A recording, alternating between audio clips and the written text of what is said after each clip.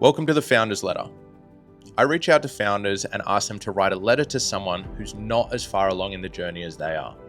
I read it out loud, pull out the most important lessons, and then give you the next step. This is the letter, the lesson, the next step. Today's letter comes from a founder I met not too long ago. And to be honest, we didn't get off to the smoothest start. He and his partner were staying at Ikigai Lodge, which is our place in Miyako, Japan. One of my favorite things to do there is getting up before all the other guests.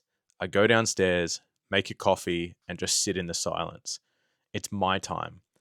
Checking the snow that fell the night before, watching the sun come up over the mountains before any of the other guests wake up. I love just taking in the beauty of the surroundings of the lodge.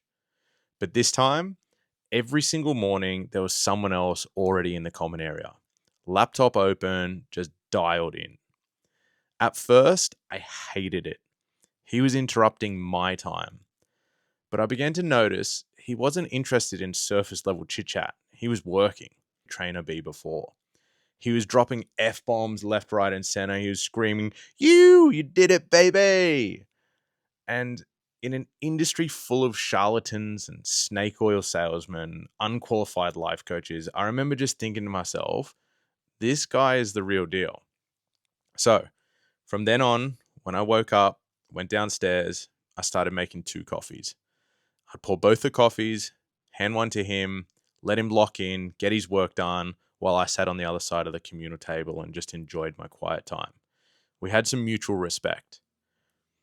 We ended up snowboarding together that week, going out for a couple dinners, and briefly got to speak about business. And since then, we've stayed in touch. I actually speak to him most weeks now. I've recommended him to a lot of people, and I will continue to, because in an industry flooded with surface level nonsense, he's one of the few doing deep, honest work. The guy I'm talking about, his name's Josh Fankhauser. He's the founder of 26 Wellness and co-founder, alongside his partner Dana, of Movement Culture New Zealand. Josh coaches people in breathwork, fitness, and nutrition, but really what he's doing, he's improving mental health through the body. He works one-on-one, they run group programs, they also work with corporate teams. So with that, let's hear the letter.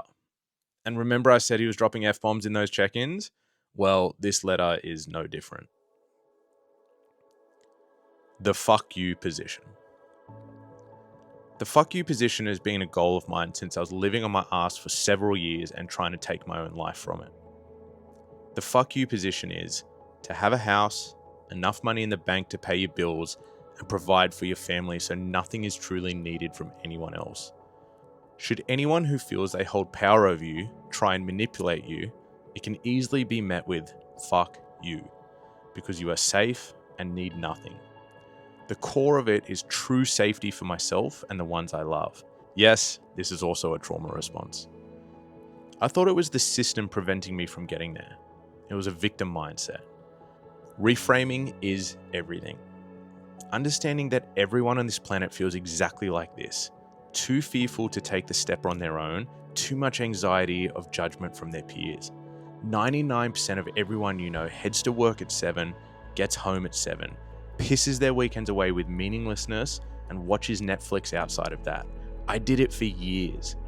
The only thing you need to do is put your phone down a little longer than everyone else. Spend 20 minutes every evening researching and looking into the thing you truly want to do.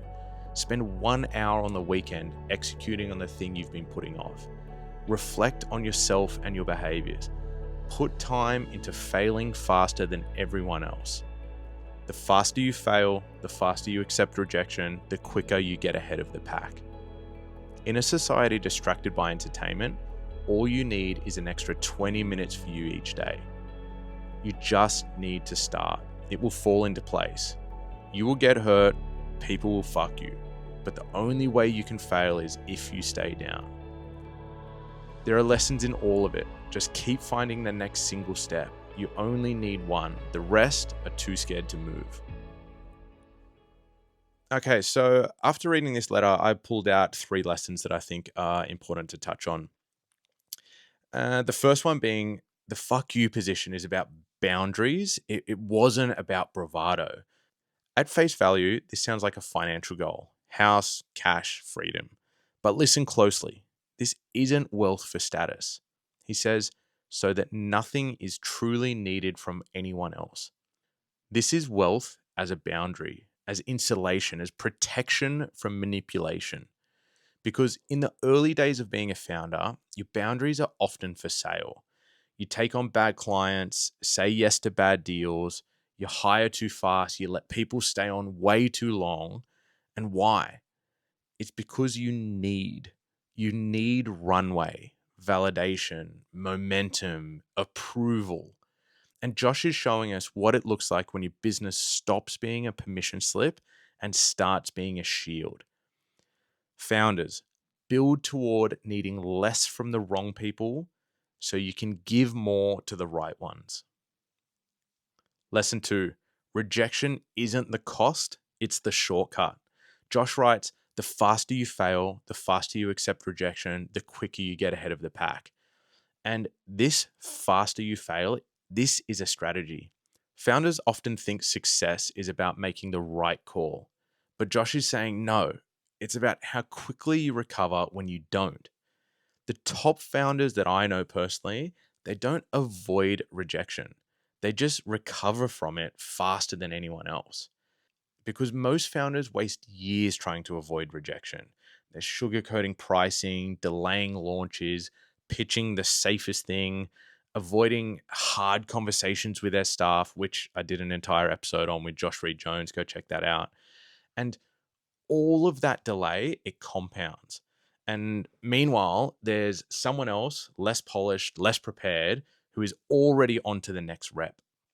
The gap between you and what you want is the number of rejections you're willing to stomach. You have to speed through the no's so you can find your yes. If your next big business breakthrough needed 5 rejections first, how quickly would you get through them? Lesson 3, your unfair advantage is your pain tolerance. Josh writes, you will get hurt, people will fuck you, but the only way you can fail is if you stay down.